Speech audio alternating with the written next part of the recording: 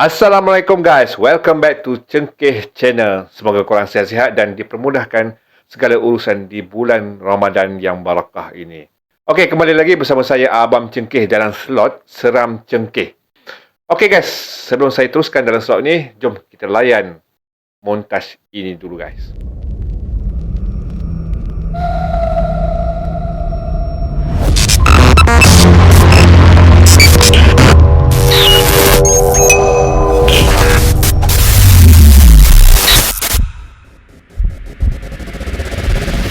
Okey, kita kembali semula seperti biasa. Dalam slot ini, saya akan menjemput mana-mana YouTuber seram untuk berkolaborasi dengan kami. Okey, kali ini saya menjemput Atan dari Ria Seram YouTuber Channel. Okey, beliau bersama dengan saya. Assalamualaikum, Abang Atan. Waalaikumsalam Abang Cengkeh. Selamat berpuasa. Ya, sama. Apa khabar Abang Cengkeh? Sehat juga ya? Alhamdulillah sihat. Saya panggil Abang Atan lah. Boleh ya, Boleh, bang? boleh bang. Saya tengok abang pun lebih berusia daripada saya, bang. Okey, Abang Tan, saya nak ucapkanlah terima kasih sangat kerana sudi terima pelawaan kami untuk berkolaborasi dengan kami, bang. Ya. Okey, sebelum kita pendengarkan kisah-kisah seram daripada Abang Tan ni, boleh tak Abang Tan perkenalkan diri abang tu? Boleh. Saya Atan dekat Ria Seram YouTube channel ni. Sebenarnya saya ni memang orang kata bidang terjun lah dalam bidang YouTube ni. Sebab actually je sebenarnya anak-anak punya minat ni dekat YouTube. Dia suka buka cerita-cerita seram bang. Jadi bila dia buka cerita-cerita seram ni, so kita selalu dia tengok kan. So kita cakap, alah kalau macam ni apa-apa boleh cerita kan. So dia cabar kita cerita. Dan saya ingat lagi saya buat satu cerita dekat YouTube dan saya upload dan saya tengok view tu okey. Dan bila view tu okey, so kita cubalah buat lagi dan tak tahulah macam mana, mungkin rezeki saya channel tu dah monetize, dah ala-ala monetize, so saya teruslah dengan konten-konten. Itulah ceritanya bagaimana pelibatan diri dekat YouTube ni bang. Alhamdulillah, orang pun ramai subscribe ya.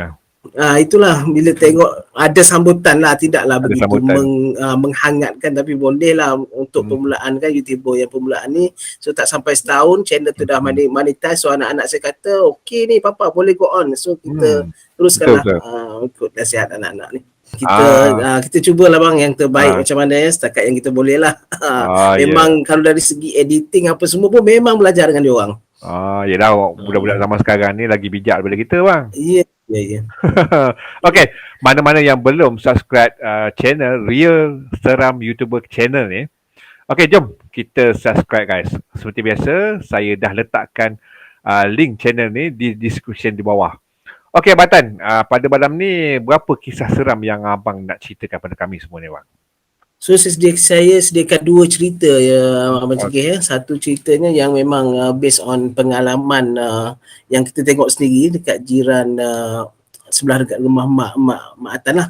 And then satu lagi tu ada cerita yang dihantar oleh followers Real Seram lah. Mungkin Atan tak sempat nak cerita sebab sebenarnya Atan punya sebab Atan record sentiasa guna phone kan, jadi phone rosak. So memang Atan rasa dah hampir sebulan kot tak ada konten dekat Real Seram YouTube channel tu, dan ini bila Cengkeh Channel minta kita collab dengan dia, so saya rasa satu benda yang macam comeback semula lah untuk kita pun dah macam teringin bila lama dah stop kan, kita dah selalu bercerita buat konten, bila lama dah stop kita dah rasa macam nak kembali. So bila Cengkeh Channel bagi pelawaan ni, memang kita terima kasih banyak-banyak dekat Abang Cengkeh, Akak Cengkeh dan tim Cengkeh Channel. Sama-sama, kena beli handphone baru cepat-cepat tu bang. Okey, tanpa membuang masa lagi, jom kita dengar Abang Atan bercerita guys.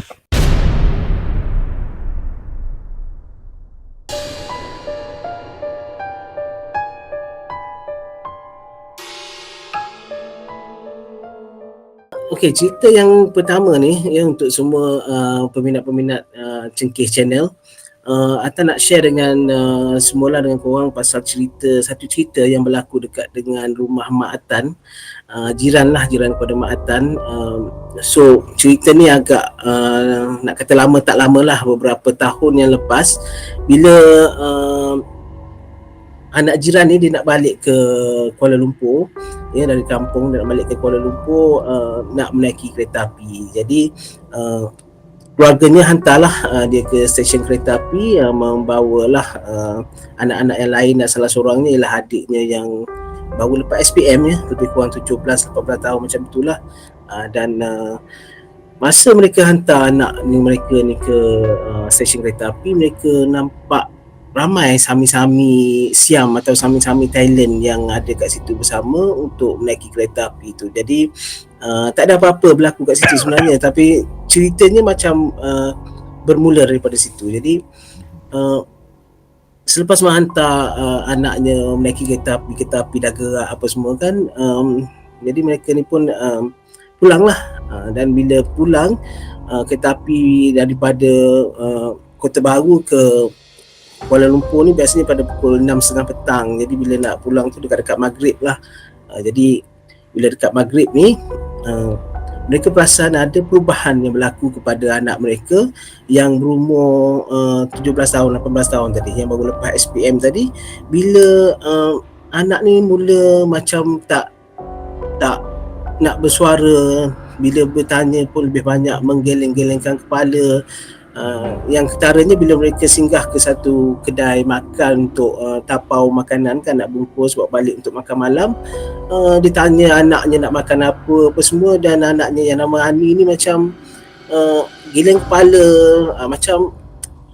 macam pelik lah, tidak seperti kebiasaan. Jadi mungkinlah mereka kata mungkin penat ke apa semua kan. Ibu bapa dia macam tak peduli sangat lah. And then sampailah mereka ke rumah mereka, dan bila masuk waktu maghrib, biasalah kan abang jengkih kan, kita orang Islam kita menunaikan solat maghrib kan. Jadi bila menunaikan solat maghrib tu semua parent tadi tengok macam Ani ni dia tak solat. Dia tanya macam itulah. And then bila tanya, dia kata dia biasalah perempuan kan, dia boleh guna alasan period dan sebagainya. Sedangkan mak dia kata tak silapnya baru je seminggu lepas period, takkanlah period lagi sekali. So dia orang macam confused, tapi dengan confused tu dia biarkanlah juga. Okey, dia biarkanlah juga sehinggalah pada waktu makan malamnya. Bila pada waktu makan malamnya, mereka perasan yang Ani ni dia ambil nasi yang dalam pinggan dia tu, dia kepal-kepalkan nasi tu, dia lenyek-lenyekkan nasi tu, dan dia hanya makan nasi putih sahaja. Dia tak ambil lauk, tak ambil apa-apa benda lain selain daripada nasi putih sahaja. Ini yang dah makin menimbulkan curiga lah dekat ahli keluarga dia yang lain, dekat ibu bapa dia. Jadi ibu bapa dia ni bila dah nampak anak dia ni yang pelik ni makin pelik dan makin pelik, mereka memarahilah anak-anak. Mereka marahlah dengan Ani ni kan, kau ni apa hal lah, dari petang tadi aku tengok pelik dan macam-macam kan. Jadi bila mereka dah torture Ani ni, dah marah Ani ni dengan membebel dan sebagainya, jadi Ani ni tiba-tiba menyandar di kerusi macam kaku, tegak macam tu, seolah-olah menyembah sesuatu. Ini yang diceritakan oleh mak dia lah kepada orang kampung selepas kejadian tu. Dia macam menyembah sesuatu, dan bila ibu bapa atau parent Ani ni nampak keadaan yang macam ni, dia macam dah tahu ada sesuatu yang tak kena dengan anak dia, dan mereka mulalah, biasalah orang Islam dia akan membaca ayat-ayat suci Al-Quran kan, untuk merawatlah ataupun menyembuhkan anaknya ni. Tapi Hani ni memang marah dan mula bercakap dalam bahasa Thailand atau bahasa Siam. Sedangkan memang dia orang ni langsung tak tahu bahasa Siam, Hani pun memang tak tahu, tapi dia bercakap bahasa Siam ni. Jadi anak dia ni dah meracau, Ani ni lah tadi, meracau dan berguling-guling seolah kepanasan bila parent dia ni baca ayat-ayat suci Al-Quran tu. Dan dalam kekalutan tu, buat pengetahuan semua yang melihat konten ini di Cengkeh Channel, bila dalam kekalutan ibu bapa ini meminta pertolongan daripada orang kampung lah, yang orang sekeliling bila anak dia macam ni. Adalah seorang orang dalam kampung tu, ustaz ni dia panggil lah perawat-perawat daripada Darul Syifa untuk merawat Ani ni. Jadi bila ustaz itu datang, memang diberitahulah bahawa Ani ni sebenarnya telah pun terkenalah sesuatu gangguan yang berasal daripada sami-sami di stesen kereta api tadi. Maknanya dia kata mungkinlah Ani ni dia dah tersilap ataupun tanpa disedar, dia dah melangkah satu beg Sami, dan di dalam beg itu ada bahan-bahan pemujaan Sami tersebut. Sebab itulah keadaan Ani pada masa mereka datang itu seolah-olah mengangkat tangan dan menyembah sesuatu dengan dalam bahasa Siam atau bahasa Thai. Dan dalam rawatan demi rawatan tu memang Atan masih ingat, Atan pun pergi juga tengok keadaan tu. Memang orang yang kena rasuk ni, orang yang dirasuk ini, bila kita nak tengok mata dia bang, aduh, memang betul-betul seram lah. Dia siapa yang boleh bertentang mata dengan orang yang kena rasuk atau orang yang kena gangguan ni, memang orang itu memang power dia punya renungan. Memang renungan yang tajam orang kena rasuk ni dia lain macam. Memang sangat-sangat menakutkan, memang seram. Betul. Jadi dalam usaha perawat itu nak merawat ini, saya memang nampak lah ya, Atan memang nampak dengan mata Atan lah yang perawat ini cuba untuk mengeluarkan benda itu daripada badan Ani ni, sampaikan Ani ni dah macam terlalu lemah badan dia, kita nampak, tetapi tenaganya sangat kuat. Dan benda yang ada dalam badan Ani ni pula, dia seolah-olah pandai berlakon. Itu yang ketawa juga orang yang dekat situ, sebab yang masa kejadian tu, sebabnya benda yang merasuk tu, bila perawat ni minta dia keluar, dia boleh berlakon seolah-olah dia dah keluar. Dan sedangkan ustaz ni kata, kau belum keluar, aku tahu kau ada dalam tu lagi, ini bukan Ani ni, ini kau dalam tu. Dia boleh sampai macam tu. Dan sampailah satu masa tu ustaz ni memujuk dan berkomunikasi dengan benda tu, sampailah akhirnya benda tu bersetuju untuk keluar, dan barulah Ani ni dapat disembuhkan dengan Ani yang sebenarnya lah. Itulah cerita yang memang ini berlaku di kawasan kampung Ibu Atan lah. Okey bang, masa perawat tu merawat siapa, Ani ni kan? Ya. Okey, masa tu perbualan antara ustaz tu dengan Ani ni dalam bahasa apa? Dalam bahasa yang Kelantan. Bahasa Kelantan lah, bukan dalam bahasa Thailand Kelantan lah. Boleh dalam bahasa Kelantan. Dan dia macam kita tak pastilah benda ni dia boleh menguasai seseorang itu atau macam mana. Memang itu yang di luar kawalan kita lah, tapi memang mereka berbahasa Melayu dan banyak dialek-dialek Kelantan digunakan lah sebab merawat. Sebab Atan orang Kelantan, Ani ni pun orang Kelantan, so itulah kaedah yang digunakan pada masa tu. Okey bang, okey. Sehingga kini tak diganggu lagi lah. Setakat ini rasanya tak ada dengar lagi lah Ani ni diganggu. Itulah kita kena. Okey, bila kita dah dirasuk ataupun dah diganggu macam ni, biasanya benda tu dah bertapak dalam badan kita kan? Betul tak bang? Ya betul. Orang kata orang yang pernah diganggu ni dia senang diganggu lagi ya. Ya betul. Bila dah bertapak, dia mudah benda tu masuk ke dalam badan kita. So kita kena beringat lah. Kita sediakan lah pendinding kita, baca-baca ayat Quran, apa yang sepatutnya kita baca Bismillahirrahmanirrahim ke apa ke. Betul bang? Betul. So itu saja yang kisah pertama ya bang? Ya, itu kisah pertama bang. Itulah macam kita YouTuber yang cerita-cerita seram ni kan bang, memang macam-macam juga kadang-kadang ya. Betul. Macam ada juga saya dengar rakan-rakan YouTuber lain yang cerita kisah-kisah seram ni pun ada juga yang diganggu. Betul. Lepas dia bercerita, lepas dia recording apa semua tu, terus diganggu pun ada. Lepas 2-3 hari recording pun ada. Jadi benda tu macam satu misteri dan satu, orang kata apa, cabaran lah sebagai YouTuber kisah-kisah seram ni. Betul. Okey, itu saja kisah pertama daripada Abang Atan. Jom kita pendengarkan kisah kedua pula dari Abang Atan. Silakan Abang Atan.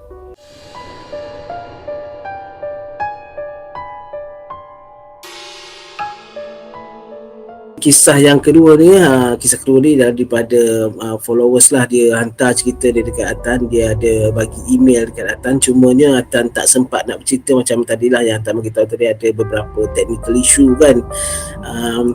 Cerita ni berkaitan dengan sawah padi, misteri di sawah padi. Jadi cerita ni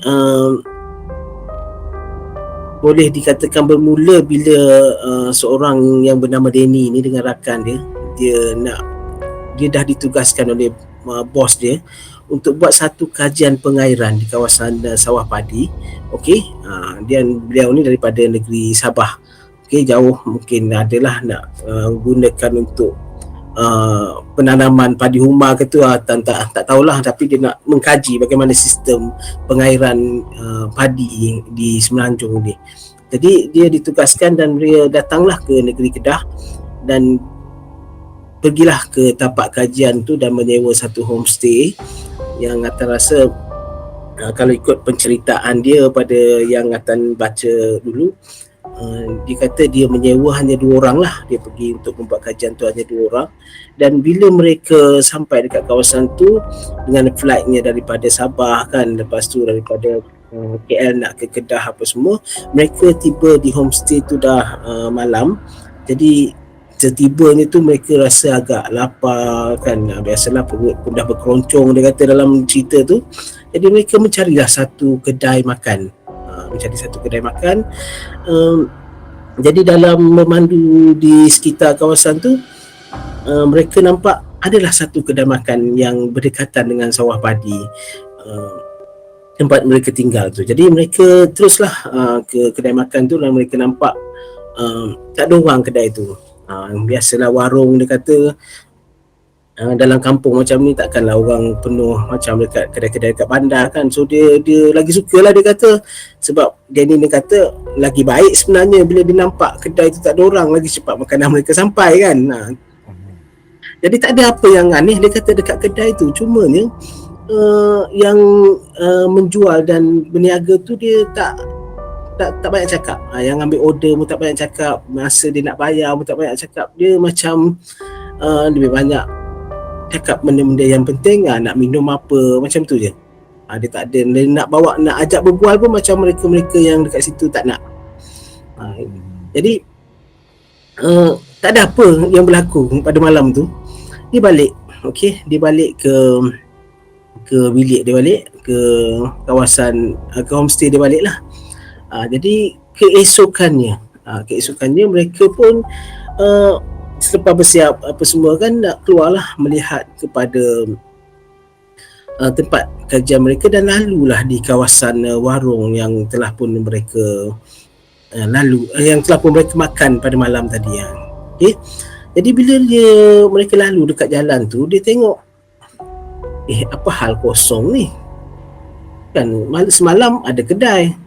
Jadi mereka dah macam pelik lah. Kalau lah nak katakan kedai ni dirobohkan, dia bercakaplah dengan kawan dia. Dia kata kalau nak kata kedai yang malam tadi dah dirobohkan, takkanlah begitu sekejap kan. Lepas tu lagi satu, takkanlah benda tu tak ada kesan-kesan binaan langsung kalau dirobohkan. Jadi mereka dah confused. Jadi mereka memang yakin itu tempat yang mereka makan pada malam tu. Jadi nak tak nak, dia kata okey, kita buat kerja lepas ni, kita pergi cari dulu orang kampung, kita tengok dulu, kita tanya dulu, betul tak dekat sini ada kedai makan.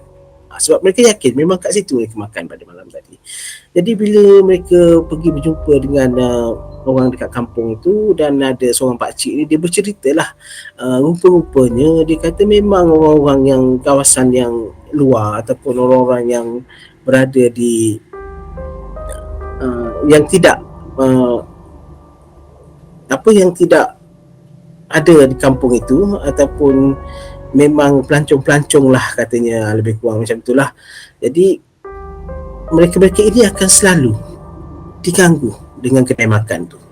Kedai makan misteri di tengah sawah ini yang sampai sekarang tak ada siapa boleh merungkai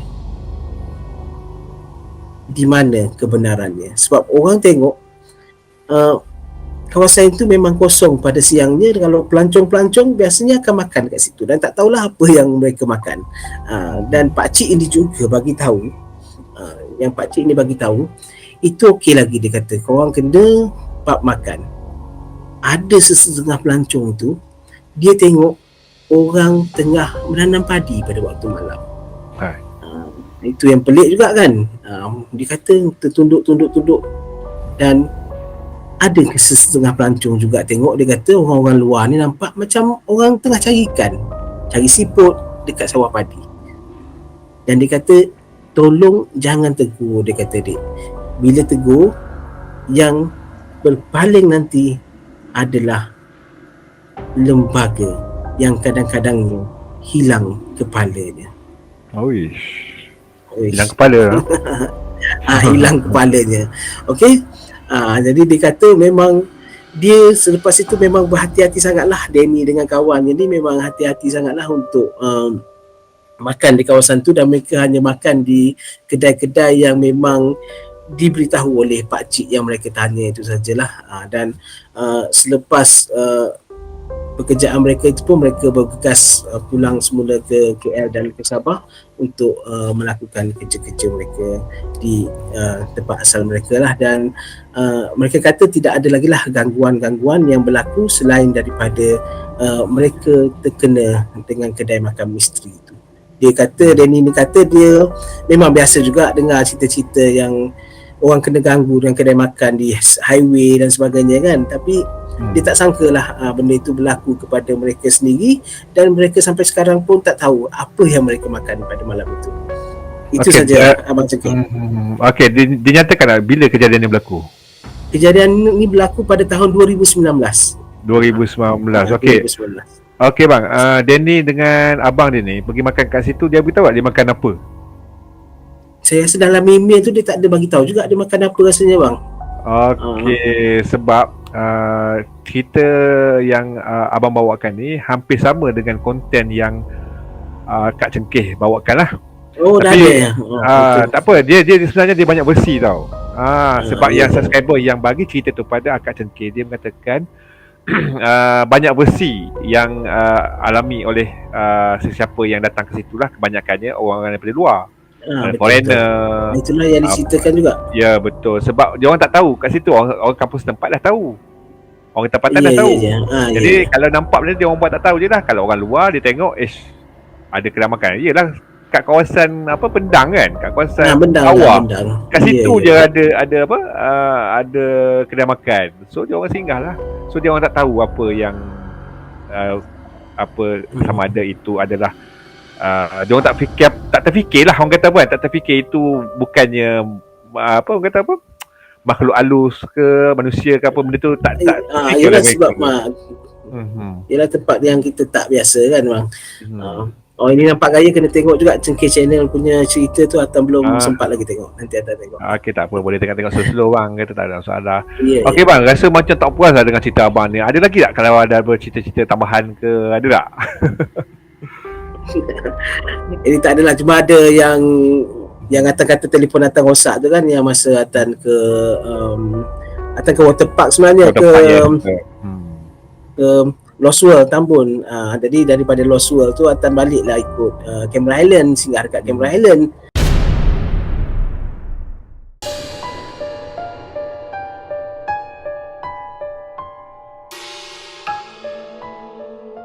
Pada malam tu, pada petang lah, and then pada hari tu hujan memang lebat kan.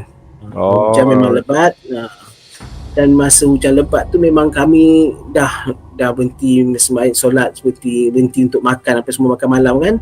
And then nak pula buat hal dah macam ingat nak stay tidur kat situ je. Tapi bila Google dekat map tu tengok semua klinik dah tutup. Maksudnya ada 2 klinik je kami Google hari tu dekat Canberra ni. Ada satu klinik Cina dan satu klinik Melayu rasanya.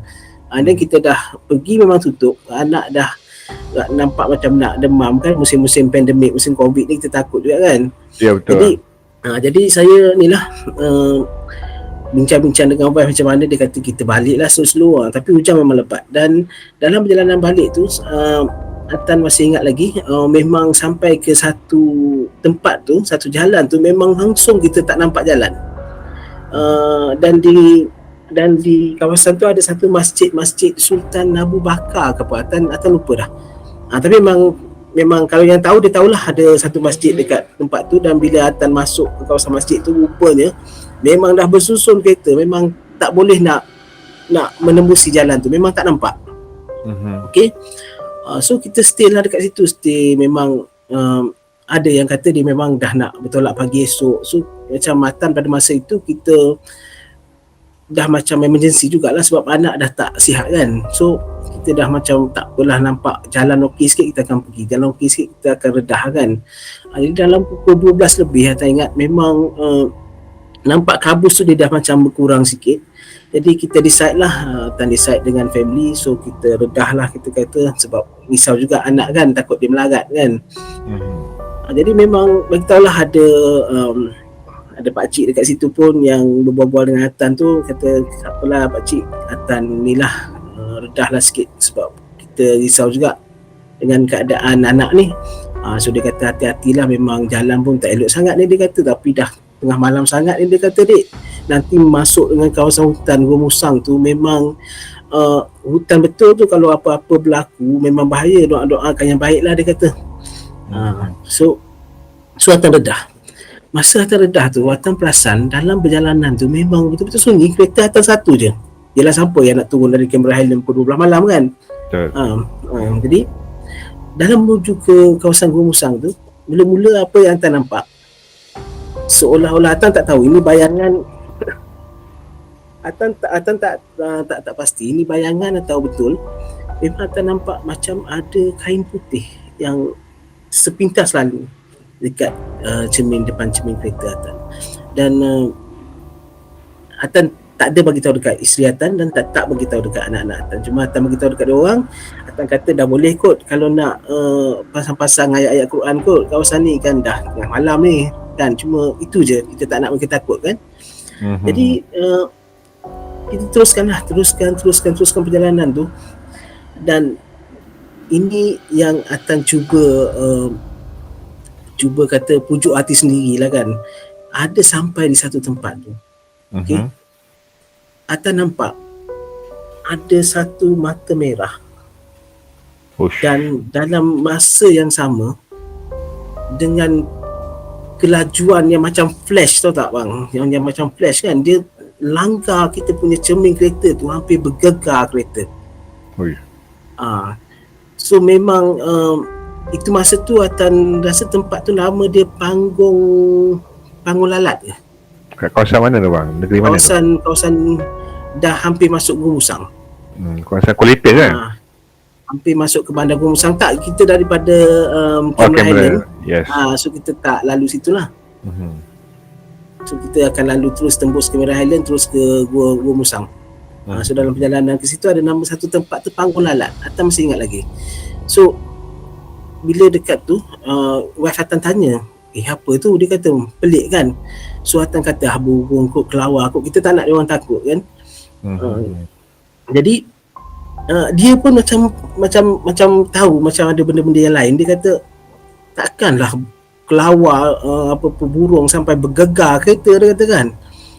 So Atan pun biasalah kita baca apa-apa yang kita boleh baca, dia pun baca apa yang dia boleh baca. So alhamdulillah lah, kita bila masuk ke bandar Gua Musang tu memang perjalanan tu dah kembali okey lah. Memang masa tu memang seram perjalanan tu sebab kereta hanya ada tu, memang kereta Atan, satu-satunya kereta Atan.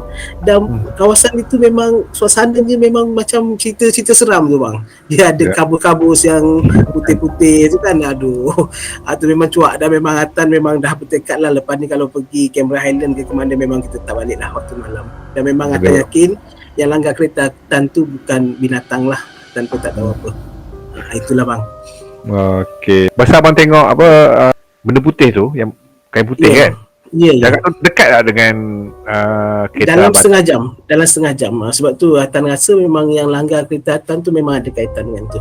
Yang masa Atan suruh pasang ayat-ayat Quran tu.